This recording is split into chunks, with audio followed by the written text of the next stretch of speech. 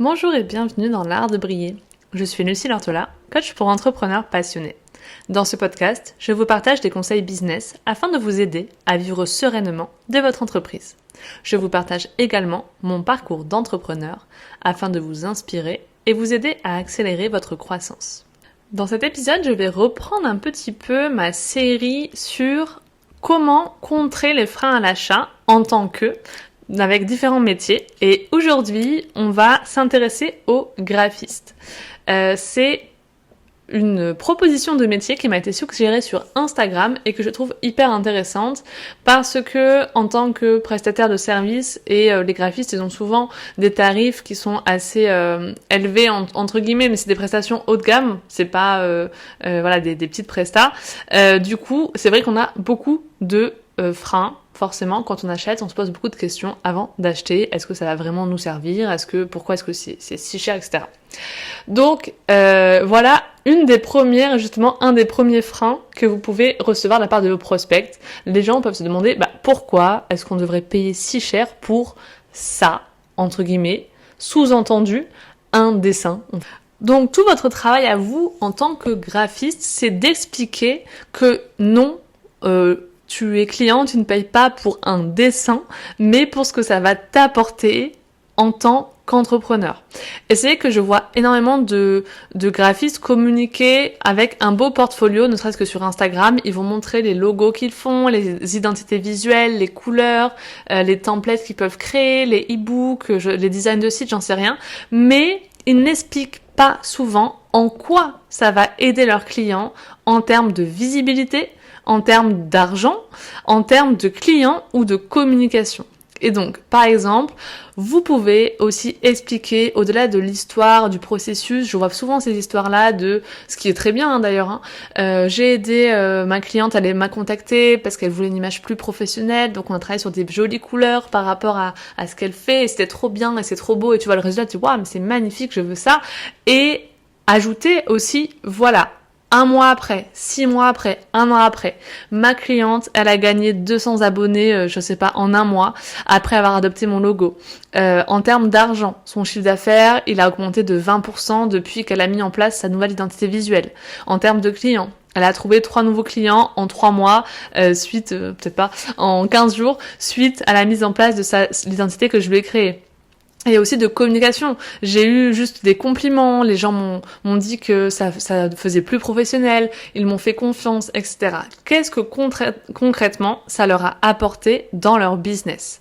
Et si vous avez des belles histoires comme ça à partager, faites-le, parce que je pense que c'est d'autant plus important que juste montrer le résultat de votre travail. Il faut montrer en quoi c'est important. Aussi, c'est un peu dans le même ordre d'idées, mais un des freins à l'achat qu'il y a souvent, c'est « oui, mais on peut faire la même chose sur Canva, Canva pourrait le faire à ma place ». Et du coup, va falloir aussi expliquer que Canva, c'est un outil, c'est limité. Et moi, personnellement, j'ai déjà vu plusieurs entreprises qui utilisaient le même logo, le même exemple de logo que tu peux trouver sur Canva. Et donc, ils avaient juste changé 2-3 trucs dessus. Et clairement, tu vois que c'était la même chose. Donc, ça n'aide vraiment pas à vous démarquer. Ça fait pas pro. Quand tu vois quelqu'un qui a un logo Canva et que l'autre, il a le même, franchement, ça fait très débutant. Et donc, c'est une façon de professionnaliser votre image de marque. Et si vous êtes...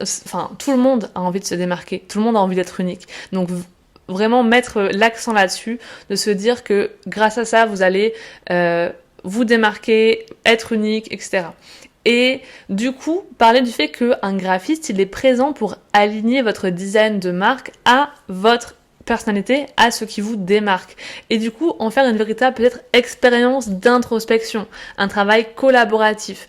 Je vais on va partager pendant 1 heure en visio ensemble, où je vais aller comprendre un peu, c'est quoi votre mission, c'est quoi votre vision de votre travail, comment est votre personnalité, qu'est-ce que je ressens de vous, et grâce à ces éléments hyper précieux, je vais pouvoir créer un design sur mesure, d'autant plus que les entrepreneurs, ils ont souvent énormément de mal à se mettre en avant, à savoir ce qui les démarque, etc.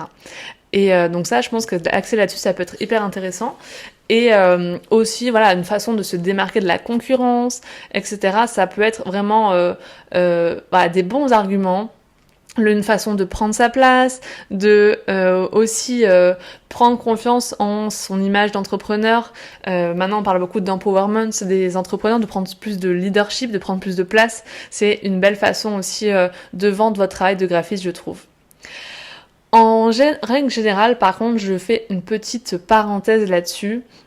Si vraiment vous tombez sur un prospect qui dit ouais mais c'est trop cher pour ça, mais en plus je peux le faire sur Canva, j'ai juste envie de vous dire ne perdez pas votre énergie avec ces personnes aussi.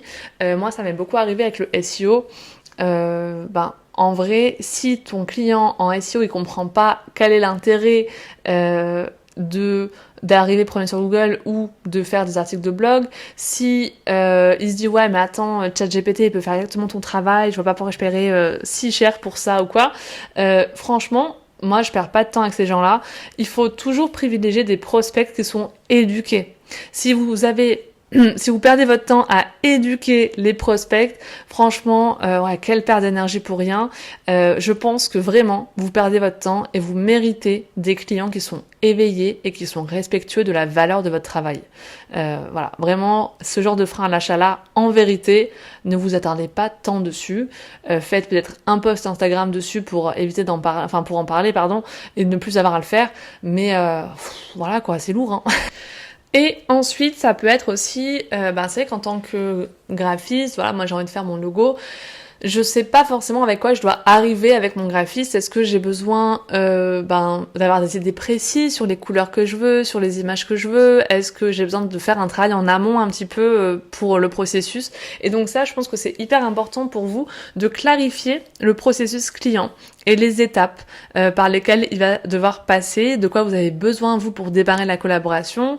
Aussi parler peut-être des délais, de ce que le client doit s'attendre, à quel moment, est-ce que ça prend du temps, est-ce que ça prend plusieurs mois, plusieurs semaines, etc. Voilà, essayer en fait de simplifier un petit peu son parcours pour que lui il sache à quoi s'attendre. C'est important aussi, ça enlève des freins. Dire ouais mais attends, si je fais un logo en fait je l'aurai que dans 3 mois, ou non mais en fait là je suis pas du tout prête parce que je suis un peu perdue dans mon business, je suis pas sûre peut-être que je vais changer de business model et ça ne correspondra plus. Essayer en fait de travailler un petit peu sur ces peurs-là aussi mais si mon entreprise elle change, ça me correspondra plus et puis moi j'aime bien le changement et puis machin, voir un petit peu qu'est-ce que vous pouvez apporter comme solution à ce problème-là. Peut-être que vous pouvez par exemple évoquer que vous créez un design plus sur la personnalité, sur la vision unique, mais que dans tous les cas, peu importe si la personne change de positionnement, ça collera toujours peut-être à son entreprise, ou alors que vous êtes tout à fait capable pour des clients que vous avez eu une première fois de faire une réduction si elle devait changer son logo parce que ça correspond plus du tout à l'avenir, etc. Essayez voilà de communiquer là-dessus. Et ensuite, du coup, j'en parle, alors c'est pas forcément un frein à l'achat, mais je trouve qu'en général, les graphistes, tous ces métiers un peu créatifs, ils se montrent très rarement, ils parlent beaucoup de leurs projets et très peu d'eux-mêmes. Et pourtant, dans toute cette foule de graphistes qui ne se montrent pas, j'en suis quelques-unes qui prennent du temps pour se montrer, pour parler d'elles, parler de leur vie, même si des fois ça peut être voilà, moi aussi ma vie elle est lambda, hein, il se passe rien de foufou des fois, mais se montrer un petit peu le processus de travail, de faire des petites vidéos de comment est-ce que vous faites pour travailler, etc. Ça peut vraiment donc jouer un petit peu sur le personal branding en soi. Ça peut vraiment permettre de construire une relation de confiance avec vos prospects et donc vous pouvez à la fois vous servir de votre communication pour partager votre expertise, les projets clients, etc. Donner confiance là-dessus, mais aussi parler de vous parce que comme ça les gens vont être plus facilement attirés par vous. Je vais vous donner une anecdote toute bête, mais une de ces personnes-là que je sais par une ou deux stories qu'elle a un petit chien trop mignon et moi aussi j'ai un chien et c'est le genre de point commun en fait que moi j'adore et qui me fait me sentir plus proche on va dire de cette personne et qui fait que si demain je dois faire mon logo, peut-être que parce que j'aime aussi son énergie etc, mais je passerai par cette personne plutôt qu'une autre qui a peut-être des projets magnifiques mais que je n'ai jamais vu sa tête sur son profil. Voilà, pour vous donner une autre réflexion. Mais je pense que voilà, c'est important de construire une relation de confiance au fil du temps dans votre communication et donc que c'est pas seulement enlever des freins à l'achat, parler de choses très concrètes, mais aussi de prendre ce temps de créer un lien avec votre communauté avant qu'ils achètent chez vous. Je pense que c'est une des clés aussi à avoir. Voilà un petit peu ce que je pouvais dire sur les freins à l'achat en tant que graphiste. Si jamais il y en a un que je n'ai pas évoqué, n'hésitez pas à m'envoyer un message sur Instagram, peut-être que je pourrais vous aider. Après, tout ce qui est c'est trop cher, etc., c'est des freins assez classiques, hein, donc dans tous les cas, j'aurai une réponse à apporter. Peut-être que je ferai un épisode plus global sur les croyances, sur les freins que les gens peuvent dire, notamment quand ils commencent comme ça à être des prospects. Il y a toujours des peurs et des freins qui reviennent. Voilà un petit peu.